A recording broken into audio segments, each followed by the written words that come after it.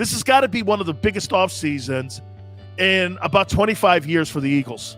How about ever? Okay, ever. Because I cannot remember, Dan, any time that they've had 3 number 1 draft picks, ever. And this is my 46th year. So that's close to ever.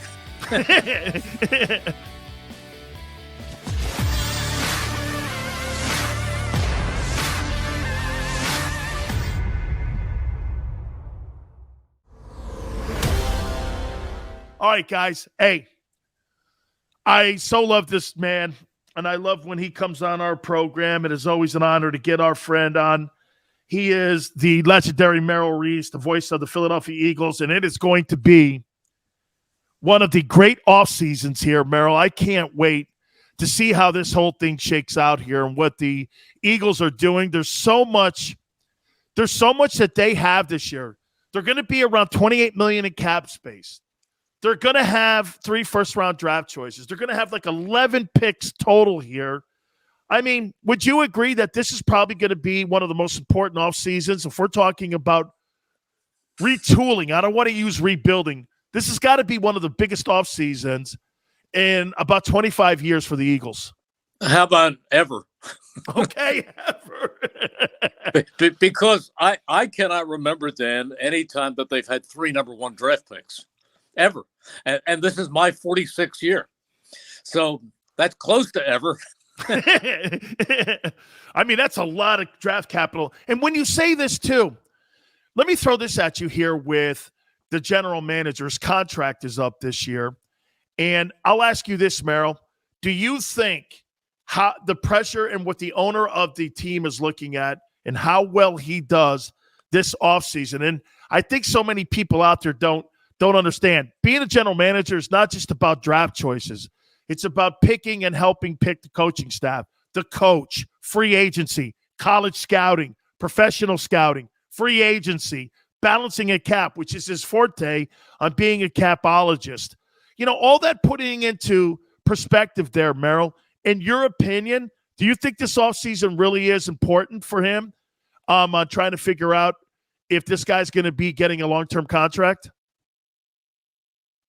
I think we lost Merrill here. Let's see if we can get him back here, Xander. Let's see if we can roll that back here. Yeah, no. I didn't know that. Hey, Merrill, what I was asking is, do you think this offseason here is really going to dictate whether or not Howie Roseman gets a long-term contract to stay on as general manager? To be very honest with you, Dan, I haven't heard any talk about Howie being in any kind of trouble at all. I mean, Howie gets along extremely well with Jeffrey Lurie. There doesn't seem to be any trepidation that something is going to happen there. And this is a league of what have you done lately? And lately was pretty good. I mean, if you look at this past draft and you look at the fact that Devontae Smith was number 1, and he's going to be a sensational player. Landon Dickerson should have been a first-round pick. There were people wary of his injury history, but he came in and played like a starter very, very quickly. 3rd round, Milton Williams was the rotation guy in the defensive line. He was more than solid.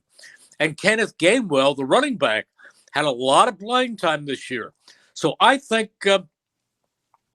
as far as the draft is concerned, he's in pretty good shape. There were some questionable moves in the past 2 years, but by and large, I don't see any tension between Howie and Jeffrey. I don't really think that his job is in peril.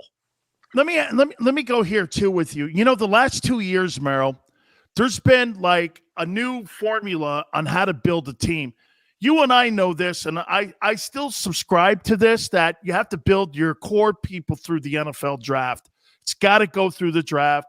You know, teams have been built for longevity through the draft. But if you look at the Rams and the Buccaneers the last 2 years, they make moves. They go get Brady. The Rams go and they make a move to move Goff. Then they go and they get Odell Beckham. They sign Von Miller. They bring guys like that in, and they bring free agents in, and they don't really have a first-round pick. No. They're looking at the draft, and I said this earlier, Merrill. See, the draft to me is like lottery tickets. Free agency is like a piece of gold. You know what the value is with what you're looking at. Do you think that the Eagles will be more apt to be involved in free agency this year, or do you think that it's really going to be a priority in how well they do in the draft? I think it's a combination, and I just picked up my media guy here just to find you something, just to show you how the league has changed. Okay, how the National Football League has changed. Now, the first year for Dick Vermeil, I believe, was 1975.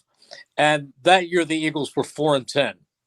Okay, and in 76, or 76, they were 4-10 in 76. In 77, that was Dick's second year, they were 5-9. Huh. Okay.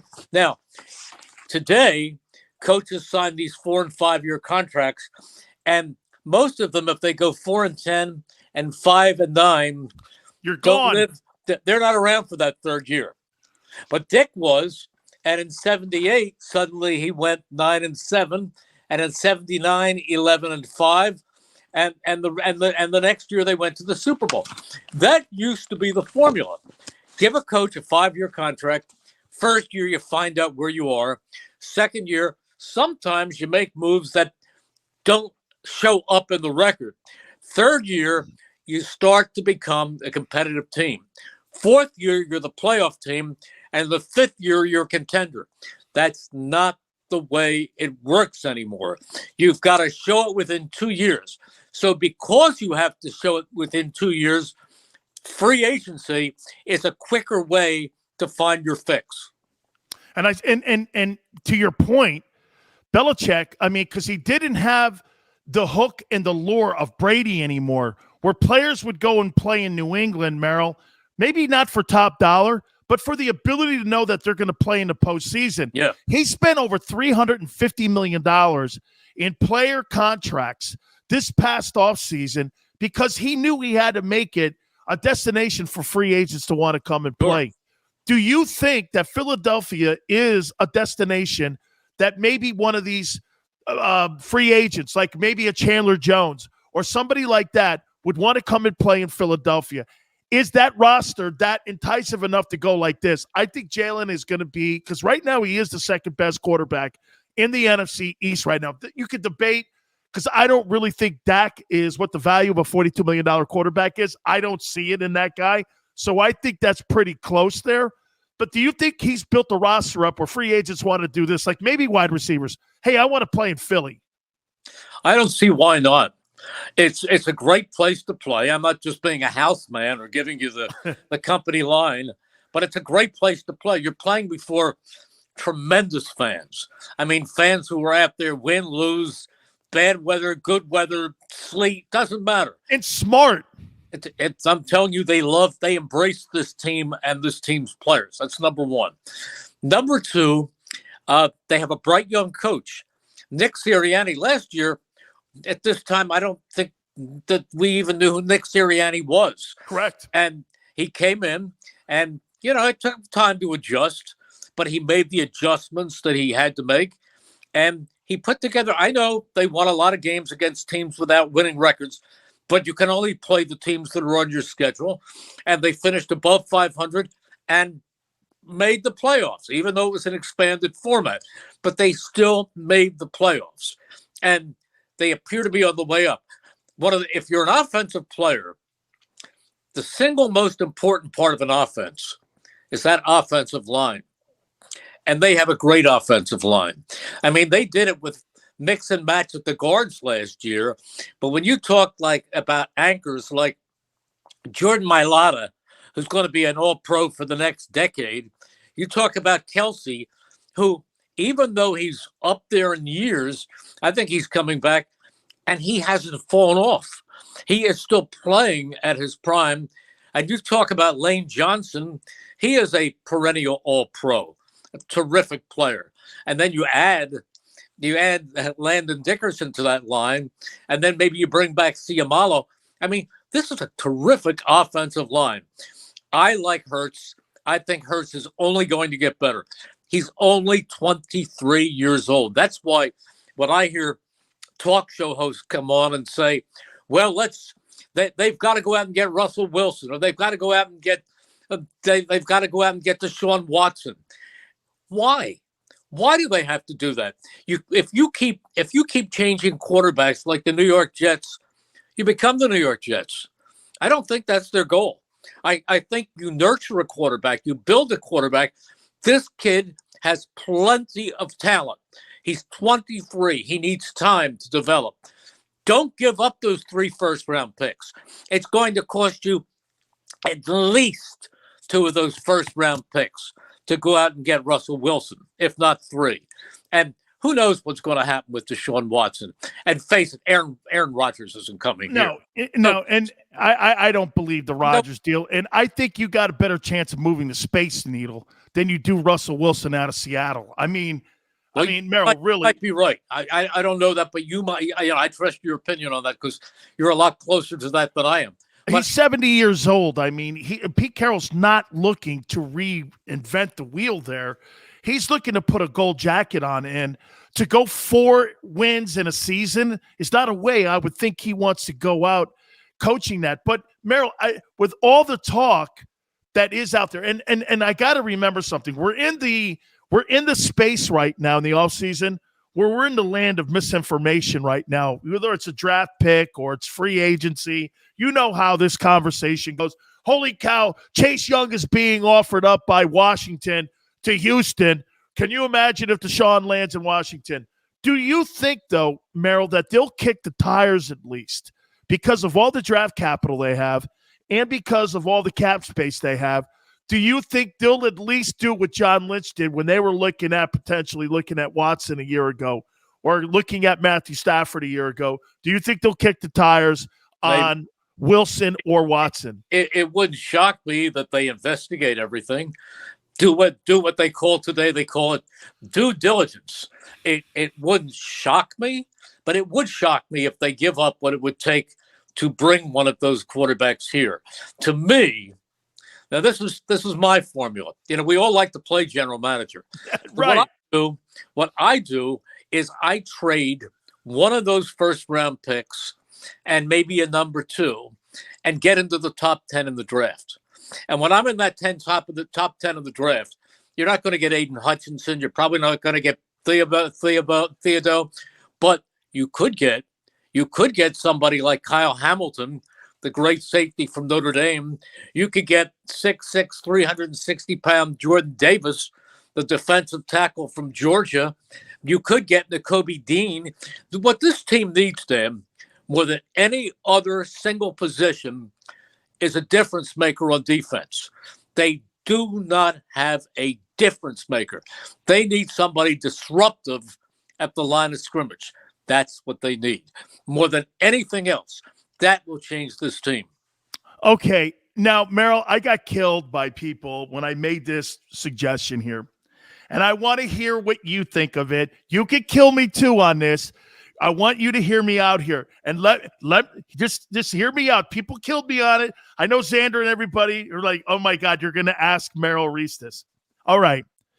The offensive line that you said, they're very deep. They have the best offensive line coach in the National Football League. They do. Like you said, this kid, Isaac, the coach is very high on him, and he could potentially be somebody that you're talking about could be a future starter.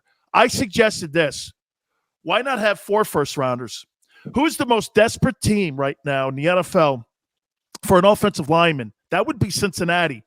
In the Super Bowl, they lost that game because they were sacked 7 times. Yep. It's the worst O-line in the league. I say this to you. Why not trade Landon Dickerson to the Bengals for a first-round draft choice and T. Higgins? You get number 2. You get a number 2 guy. And what you get is 4 first-rounders where you could potentially package that up to get inside the top 10 to get that edge rusher that you're looking at. And you know as well as I do, all the scenarios that we're talking about, general managers all talk about every player.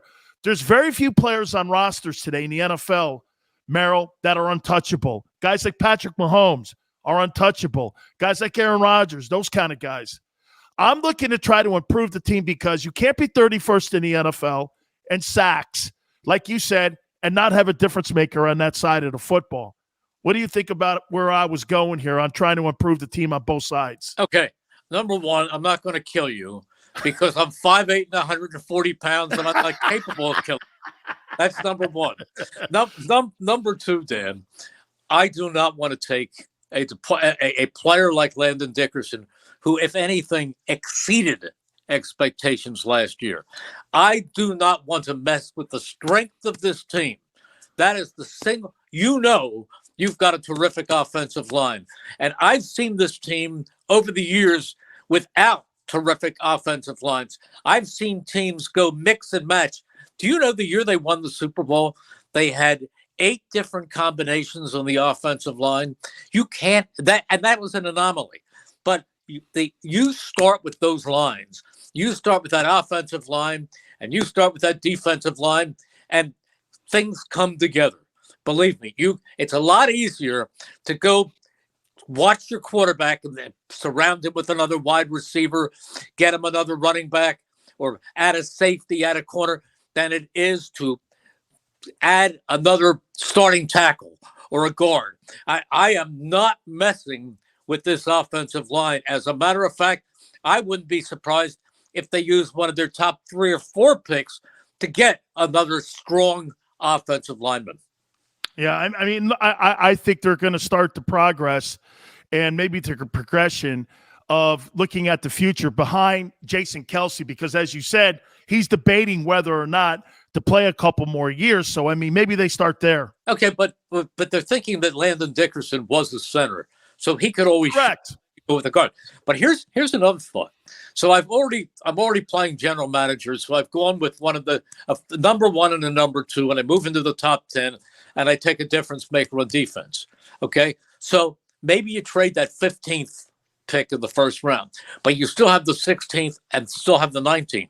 Suppose at 16, Trayvon Burks, the wide receiver from Arkansas, is there. Boy, does that add something when you have Trayvon Burks operating along with Devontae Smith. You know what I noticed during these Super Bowls? Receivers, and all during the playoffs, the quarterbacks who performed the best had receivers with separation. This year, the Eagles had Devontae Smith half the time toe tapping his way to spectacular catches, but there was never that much separation.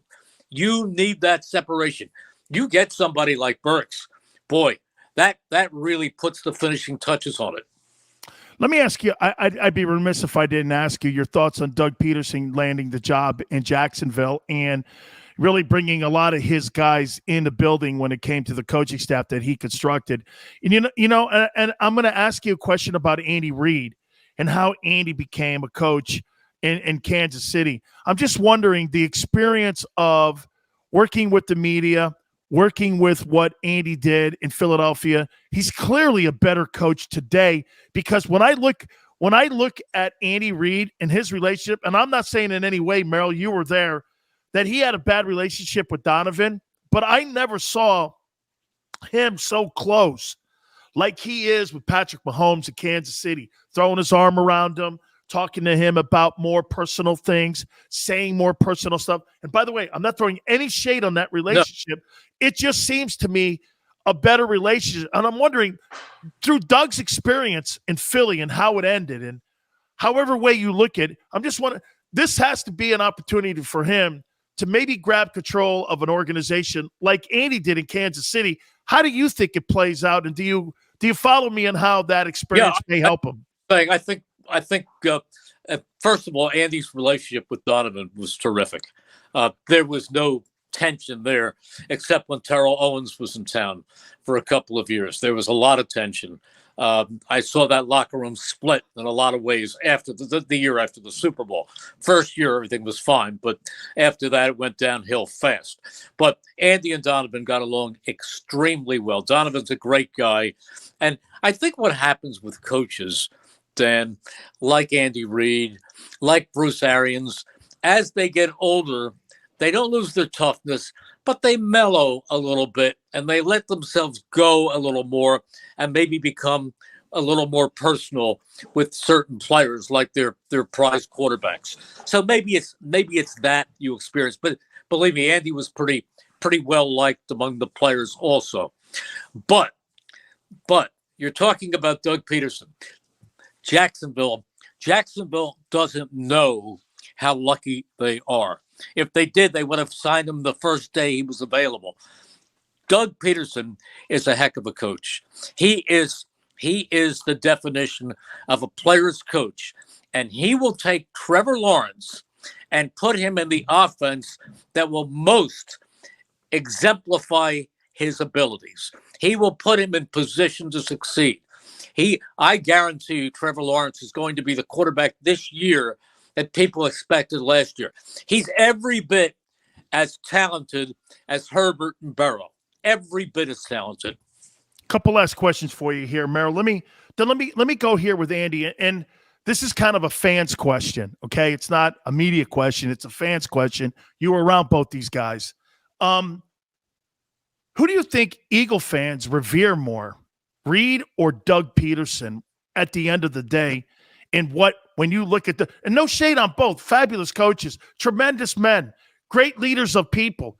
Is there a preference? I mean, hell, you might even throw Vermeil. He just made the Hall of Fame because Vermeil was revered by Philadelphia fans forever. I mean, when you look at those two guys, though, how do you think the Eagle fans look at Doug versus looking at Andy and how that whole balance worked? Okay, first of all the coaches in all the sports, baseball, football, basketball, and hockey, the single most popular coach in the history of the city is Dick Vermeil.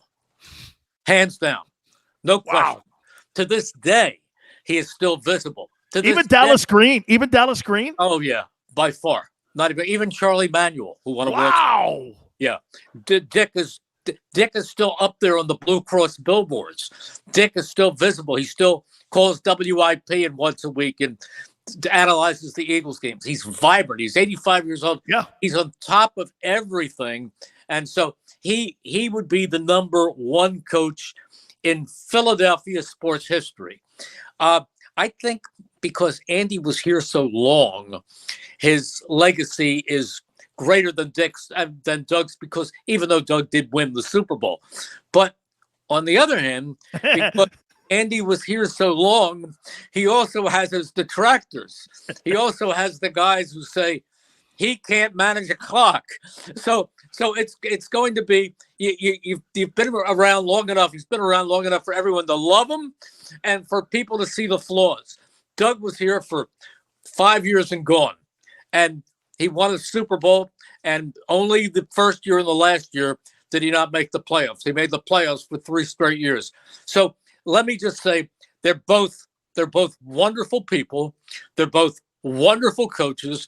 Andy Reid is a Hall of Fame coach for sure. For sure. And Doug has the future ahead of him to prove just how good he can be. And I think he's terrific.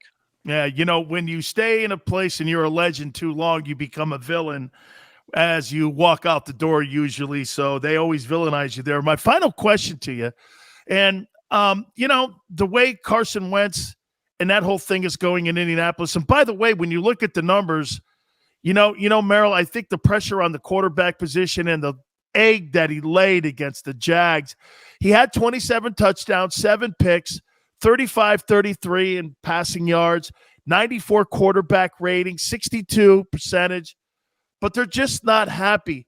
There's just something about Wentz that is seemingly not really going over well in a locker room or in an organization. Are you shocked that already, and most notably Frank Wright, who's part of this with Chris Ballard, the general manager, and Jim Irsay, are suspect on whether or not, and they're kind of going back and forth on whether or not to move on from Carson or stay with Carson. Are you shocked? Shocked, no. Mildly surprised. Because I thought that the Reich-Wentz combination would be more productive than it was.